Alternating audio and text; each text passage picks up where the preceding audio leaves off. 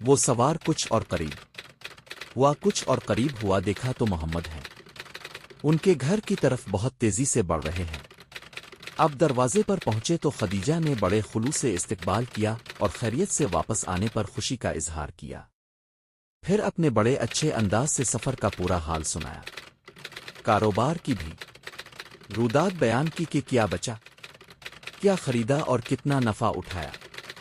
خدیجہ پورے شوق اور دلچسپی سے ساری داستان سنتی رہیں، دل ہی دل میں اش اش کرتی رہے۔ آپ کی باتوں سے انہیں بڑی خوشی ہو رہی تھی، آپ کی خوش کلامی ان کے دل کو بھا رہی تھی اور آپ کی ایمانداری اور سچائی ان کو مو رہی تھی۔ پھر اس بار تجارت میں بے انتہا برکت ہوئی، اتنی کہ اور کبھی نہ ہوئی تھی، اس سے بھی وہ بہت متاثر تھیں۔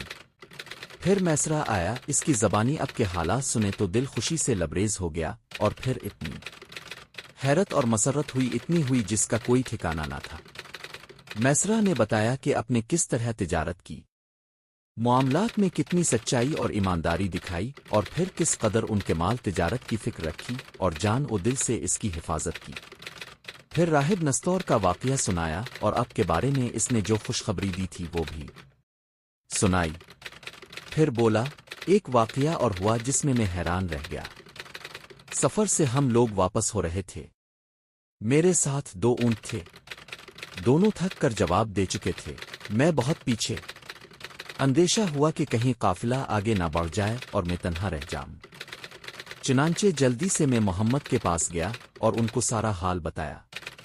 یہ سن کر پہلے تو انہوں نے دونوں کی پیر سہلائے، پھر نکیل ہاتھ میں لی اور ان کو ہنکایا، اور اب وہ اس طرح اچھلنے لگے جیسے کچھ ہوا ہی نہ تھا۔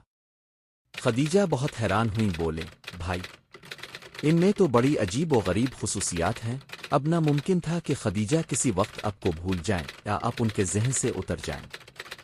جہاں ہوتی آپ ہی کا تذکرہ کرتی اور جس سے ملتیں آپ ہی کے گن گاتی۔ اب ان کو آپ سے بے انتہا محبت تھی، ابھی یہ سلسلہ جاری ہے۔